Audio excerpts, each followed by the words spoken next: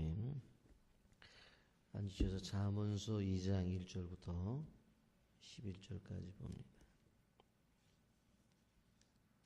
전도서 2장 1절부터 11절까지.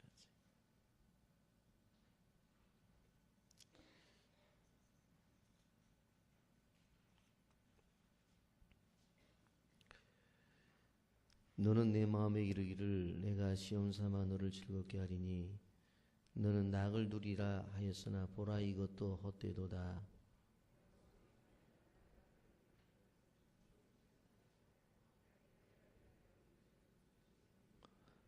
내가 내 마음으로 깊이 생각하기를 내가 어떻게 하여야 내 마음을 지혜로 다스리면서 술로 내 육신을 즐겁게 할까? 또 내가 어떻게 하여야 전하의 인생들이 그들의 인생을 살아가는 동안 어떤 것이 선한 일인지를 알아볼 때까지 내 어리석음을 꼭 붙잡아 둘까 하여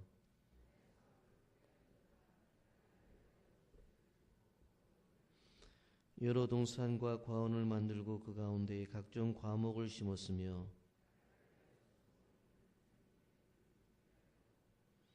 남녀노비들을 사기도 하였고 나를 위하여 집에서 종들을 낳기도 하였으며 나보다 먼저 예루살렘에 있던 모든 자들보다도 내가 소와 양떼의 소유를 더 많이 가졌으며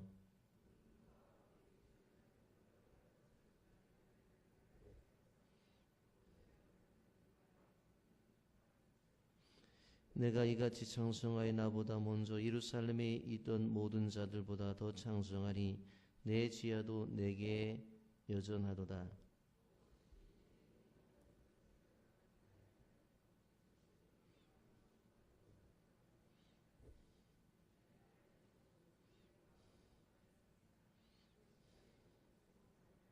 함께 봅니다. 그 후에 내가 생각해 본 중 내 손으로 한 모든 일과 내가 수고한 모든 것이 다 헛되어 바람을 잡는 것이며 해 아래에서 무익한 것이로다. 아멘. 혹시 여러분은 벨기에 작가 메텔링크라는 사람이 쓴 동화 파랑새를 읽어보셨는지? 그 내용은 간단합니다. 두 어린아이가 꿈속에서 행복을 찾아주는 파랑새를 찾아서 멀리 떠나게 됩니다. 아이들은 사람들이 일러주는 대로 이곳저곳을 다니면서 파랑새를 찾습니다. 그러나 어디에 가도 자기들이 원하는 파랑새를 찾을 수가 없었습니다. 아침이 되었습니다. 잠에서 깨어났습니다. 두 아이가 깜짝 놀란 것은 그동안 자기들이 기르고 있던 세 장의 산비둘기의 깃털이 바로 파랗게 보였기 때문입니다. 결국 행복의 파랑새라고 하는 것은 우리가 소원하는 파랑새는 멀리 있는 것이 아니라 항상 우리 곁에 있다라고 하는 것을 일깨워주는 동화입니다. 많은 사람들이 우리에게 행복을 가져다 주는 것이 멀리 있다고 생각하는 사람들이 있습니다. 그러나 그것은 멀리 있는 것이 아니라 항상 우리 가까이 있다라고 하는 것입니다. 솔로몬이 전도서 2장에서 깨우쳐 주는 메시지가 바로 이것입니다. 행복을 줄 것이라고 하는 것을 찾아서 이곳저곳으로 다녀보았지만 그렇지 못했다고 하는 것입니다. 솔로몬이 제일 먼저 찾아간 나라는 쾌락이라고 하는 나라였습니다. 그곳에 가봤더니 값비싼 술도 있었고 웅장한 저택도 있었습니다. 그리고 그 앞에 멋진 정원도 있었습니다. 그 안에 노래하는 수많은 남자가 있었고 아름다운 여성들도 있었습니다. 이것이야말로 자신에게 행복을 가져다 주는 것이다 생각해서 붙잡아 보았지만 아니었습니다. 그 다음에 솔로몬은 지혜의 나라를 찾아갑니다.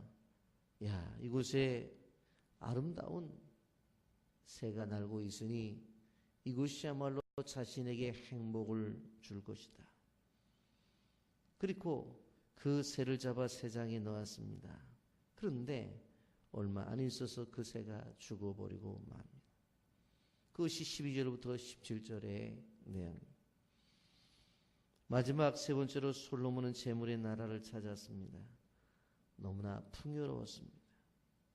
풍성한 물질, 그러나 그곳에도 바로 행복을 찾을 수가 없었습니다. 그제야 솔로몬은 아주 소중한 진리를 찾게 되는데 행복은 그 멀리 있는 것이 아니라 바로 곁에 있다라고 하는 것입니다. 바로 내 마음속에, 내 심령 속에 낙을 주시는 분이 계신데 바로 하나님이 우리의 행복의 충분 조건이라고 하는 것을 깨닫게 됩니다. 왜냐하면 하나님은 우리의 몸도 창조하셨지만 우리의 마음도 창조하셨습니다. 그렇기 때문에 우리의 심령에 낙을 주시는 분은 바로 누구냐? 하나님이시다 하는 것입니다.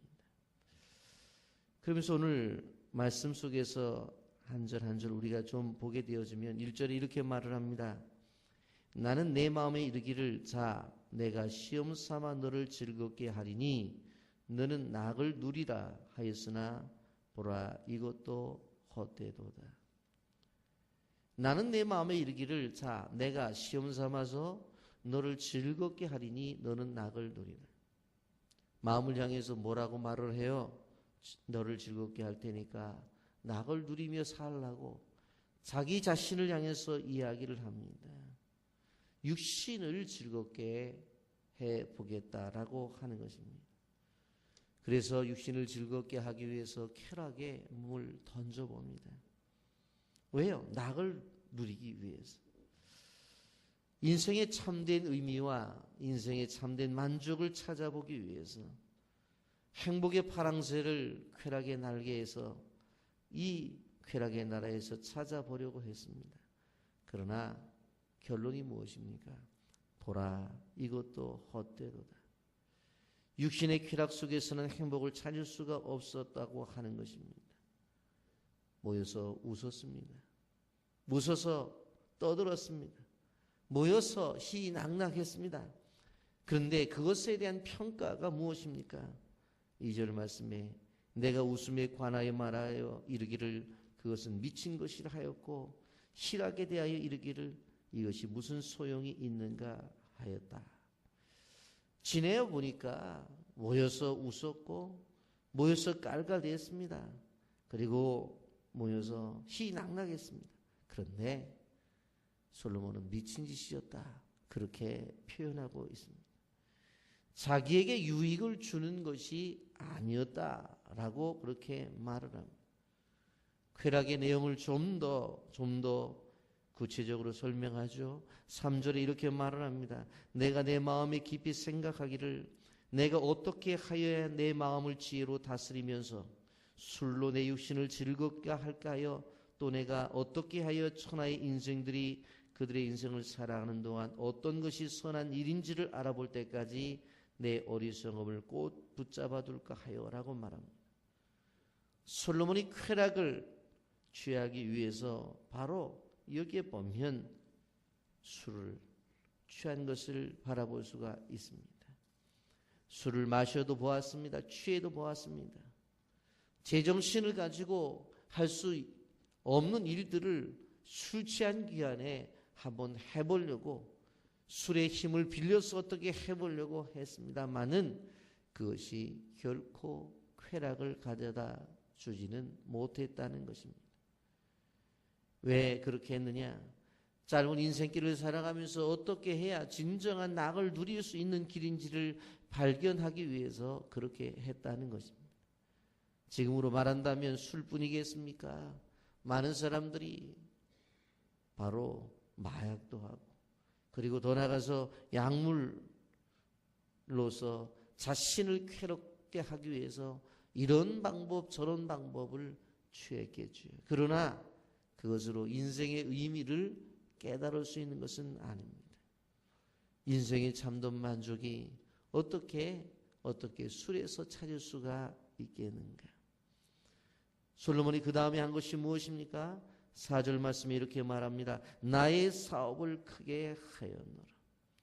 솔로몬 왕이었기 때문에 마음만 먹으면 얼마든지 사업을 크게 만들 수가 있었습니다. 그래서 여기에 보면 4절에 내가 나를 위하여 집들을 짓고 포도원을 일구며, 그래서 나를 위해서 집을 크게 지었어요. 그리고 나를 위해서 사업을 크게 했어요. 자신을 위해서, 육신을 위해서 집들을 지었습니다. 열왕기상 7장 1절을 보면 솔로몬이 자기 왕국을 완성하는데 무려 13년이 걸렸습니다. 그리고 예루살렘 성전을 짓는데 7년이 걸렸어요. 무려 집 짓는 데만 20년을 그는 허비했던 것을 볼 수가 있습니다. 여러분, 13년을 걸쳐서 자기 집을 지었으니 얼마나 웅장하고 호화스럽겠어요. 육신을 위해서 그렇게 했다는 거예요. 그리고 그것뿐이 아닙니다. 4절부터 5절까지 보면 이렇게 말씀해요. 5절 말씀 보십시오. 포도원을 일구며 여러 동산과 과원을 만들고 그 가운데 각종 과목을 심었으며 라고 말을 해요. 여러분, 여기 보면 여러 동산과 과원을 심었다. 그리고 그 가운데 각종 과목을 심었다고 그랬어요. 멋진 정원도 만들어 놓았어요. 그곳에 시절을 따라서 따먹으려고 각종 과실도 심었단 말입니다. 한마디로 말하면 에덴 동산같이 만들었다는 이야기입니다. 그리고 6절에 보세요. 나를 위하여 수목을 기르는 삼림에 물을 주기 위해 못들을 팠으며 그랬어요. 비가 올 때에 물을 담아 두었다가 비가 오지 않을 때 그것으로 물을 공급하기 위해서 여기에 보면 물을 주기에 못들도 팠어요. 그러니 어떻게 해요? 많은 사람들이 필요했겠죠. 7절 말씀 보십시오. 남녀노비들도 사기도 하였고 나를 위하여 집에서 종들을 낳기도 하였으며 나보다 먼저 예루살렘에 있던 모든 자보다 내가 소와 양떼의 소유가 더 많이 가졌으며, 그 수많은 노비들에게 먹기 위해서 식량도 많이 필요했을 것입니다. 그러기에 엄청나게 많은 가축도 필요했을 것이에요. 가축만 많은 것이 아니었어요. 8절에 보십시오. 은금과 왕들이 소유한 보배와 여러 지방의 보배를 나를 위해 쌓고 또 노래하는 남녀들과 인생들이 기뻐하는 첩첩들을 많이 두었노라. 창고에 금보가 가득했습니다. 주변에 여러 왕들과 여러 도의 방백들이 보내온 바로 보배로운 물건들이 많았습니다. 예컨대 상아, 모피, 값비싼 향료들이 금고에 가득 찼습니다. 그리고 더 나가서 소위 말하는 왕의 기품조가 있었어요. 그리고 솔로몬은 처가 700이었어요. 첩도 300명이라고 그랬습니다. 1,000명의 여자를 혼자 거느리고 살았단 말이에요. 생각해보면 인생의 쾌락으로 따진다면 이 세상에서 솔로몬만큼 쾌락을 누린 사람이 어디 있느냐라고 하는 것입니다. 그래서 10절에 이렇게 말하잖아요. 무엇이든지 내 눈이 원하는 것을 내가 금하지 아니하며 무엇이든지 내 마음이 즐거워하는 것을 내가 막지 아니하였으니 이는 나의 모든 수고를 내 마음이 기뻐하였습니다. 이것이 나의 모든 수고로 말미암아 얻은 복이라. 일을 안 했다는 것이 아니에요. 수고했다는 거예요. 그냥 가만히 앉아서 얻은 것이 아니라는 거예요. 행복을 찾기 위해서 이렇게 노력을 했다라고 하는 거예요. 정말 쉽게 말하면 내가 웃음에 관하여 이르기를 그것은 미친 것이라. 내가 노력을 해봤어요. 안 됐어요. 그래서 소위 텔레비전에서 방영되고 있는 우차사도 보면서 한순간에 깔깔 웃어도 보았어요. 그런데 나중에 가만히 다 끝나고 보니까 이게 내가 도대체 무슨 짓인가. 내 심령 깊은 곳에서 우러나오는 그러한 평화와 기쁨이 아니라 다른 사람이 웃기는 것에 대해서 내가 웃고 끝나게 되어지면 씁쓸한 웃음을 짓는 내 인생을 바라볼 때 이것이야말로 미친 짓 아닌가 하는 그런 생각을 했다는 거예요. 자신의 마음속 깊은 곳에서 우러나오는 기쁨이 아니라 그것이 될 수 없으니까 다른 사람에게 나를 위해서 좀 기쁨조가 되어달라고 기쁘다고, 아유 집사님만 만나면 정말 기쁘다고, 내가 우울했는데 기쁘게 해주셔서 고맙다고, 물론 있어야 돼. 그런 것도 생각해 보세요. 그러나 우리의 깊은 곳에서 나오는 주님이 나를 향해서 주시는 것 때문에 내가 기뻐해야 되지. 그런 것들 갖고 기뻐하는 기쁨이 그게 오래 가겠느냐는 거예요. 다 그게 정말 죄송하지만 미친 짓이라는 거. 미친 짓. 2절에서 말하잖아요.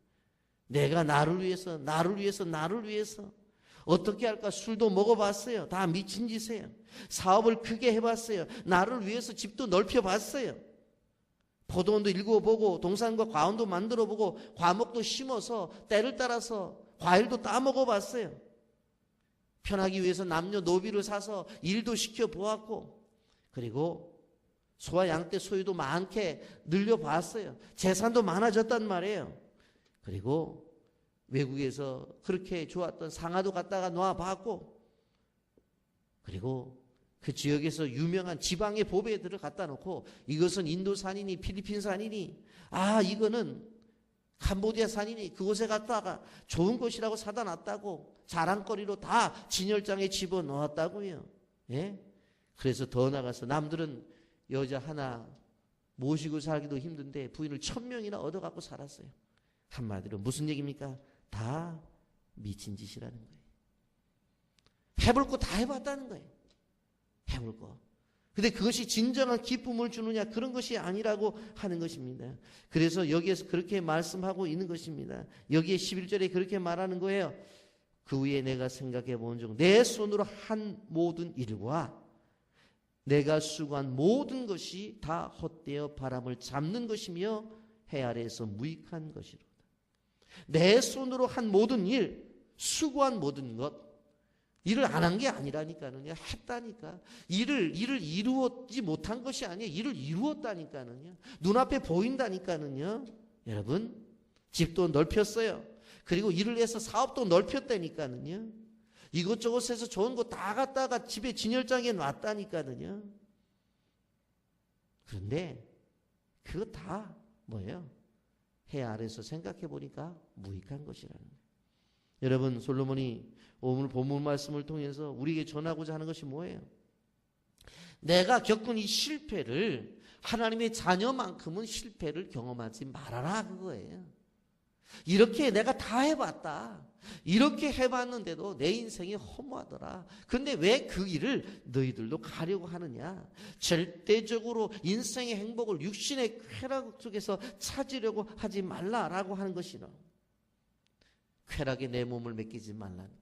세상의 물질에 내 인생을 맡기지 말라는 거예요. 지금은 눈앞에 그것이 행복을 갖다 주는 것 같이 모르지만 그렇지 않다는 거예요. 집을 넓혔을 때 집 넓다고 자랑을 하죠. 한 달만 지나보면 청소하기 힘들다고, 허리가 아프다고, 불평해요. 그게 인생이라고 하는 거예요. 여러분, 어제도 제가 말씀을 드렸습니다. 인생이 헛된 것에 대해서 이야기하게 될 때에 전도자가 이르되 헛되며 헛되었더니 모든 것이 헛되도다. 내 인생도 헛되다. 그럴 걸 얘기하려고 전도서에서 이야기한 게 아니란 말이에요. 솔로몬이 이런 인생을 살아보니까, 솔로몬이 이런 삶을 살아보니까 헛된 것이었기 때문에 여러분들은 그렇게 살지 말아라. 그 얘기를 하려고 하는 거란 말이에요. 여러분, 우리가 기억해 봐야 될 때에 왜 인생이 헛돼요? 여러분, 우리가 생각해 봅니다. 본토 친척 아비집을 떠나서 내가 내게 지시할 땅으로 가라고 그래서 모든 것을 내려놓고 아버지가 지시한 그 땅으로 갔던 아브라함의 인생이 헛됐습니까? 아닙니다. 여러분, 자신에게 다가온 여러 가지 어려움과 고통을 잘 견뎌내며 불평 불만 없이 그 고난을 견뎌냈던 요셉의 인생이 헛됐어요? 그렇지 않았다는 거예요. 목숨을 내놓고 하루에 3번씩 예루살렘 성전을 향해 창문을 열어놓고 기도했던 다니엘의 인생이 헛됐어요? 그렇지 않았다는 거예요. 여러분, 생각해 보십시오. 40에 하나 강한 매를 맞으면서 위험을 당하면서 복음을 전했던 사도 바울의 인생이 헛됐어요? 헛되지 않았어요. 충분히 우리 인생은 헛되지 않은 인생을 살 수가 있다는 거예요. 우리가 전도서를 말씀을 들으면서 끊임없이 고백해야 될 것은, 지금 내가 추구한 것들, 이런 것들이 행복을 갖다 줄 것이라고 생각했는데 이 솔로몬이 얘기한 거 보니까 잘못하다 보면 나도 이거 미친 짓 한 것이 아닌지 모르겠다라는 생각을 미리 가지라는 거예요. 그래서 하나님이 원하시는 삶으로 가라는 거예요. 그래야지 이 짧은 인생 우리가 의미 있고 가치 있는 인생을 살 것이 아니냐는 거예요. 여러분, 우리는 기억해야 될 것이 이것입니다. 쾌락에 내 몸을 맡기지 말라는 거예요. 그곳에 행복을 찾을 수 없다는 거예요. 그러다 보면 몸도 마음도 다 병든다는 거예요. 영혼 속 깊은 곳에 허무감만 남는다는 거예요. 한마디로 말하면 육신을 쫓아 살지 말라는 거예요. 성령을 쫓아 살아라는 거예요. 하나님의 자녀답게 우리의 행실 속에서 하나님의 거룩함이 열매라는 거예요. 그런 것들이 나타나야 되는 것이지, 뭐 하나 이루었다고 이거 보라고 이만큼 이루었다고 그것을 나타내는 것이, 그곳에서 행복을 찾으려고 하는 인생은 허무한 인생이고, 전도서의 기자가 말하는 대로 직설적인 표현을 하면 다 미친 짓이라는 거예요. 그를 성경이 말하고 있습니다. 여러분, 우리는 기억해야 돼요. 하나님의 자녀는 그의 행실 속에서 뭘 나타내야 돼요? 그의 거룩하심을 나타내야 돼요. 하나님의 자녀는 그 행실 속에서 무엇이 나타나야 돼요? 예수 그리스도가 나타나야 돼요. 그 행실 속에서 하나님의 행하심이 나타나요. 무엇을 이뤘다 하더라도 그 속에서 예수님이 하셨고, 무엇의 결과를 나타냈다 할지라도 하나님의 일하심의 결과로 이것이 이루어졌다고 하는 고백이 늘 있어서, 바로 내가 기뻐하기보다 하나님이 나를 보고 기뻐하시는 그 주의 얼굴이 내 삶을 통해서 나타나야 된다라고 하는 것입니다. 오늘 전도서 말씀을 통해서 꼭 기억하시고, 세상의 파랑새는 주님으로부터 주어지는 것이지 다른 것들로부터 주어지는 것이 아니다, 기억하는 주의 백성들이 되기를 예수님의 이름으로 축복합니다. 아멘. 거룩하신 하나님 아버지, 은혜와 사랑을 감사합니다. 전도자의 기자는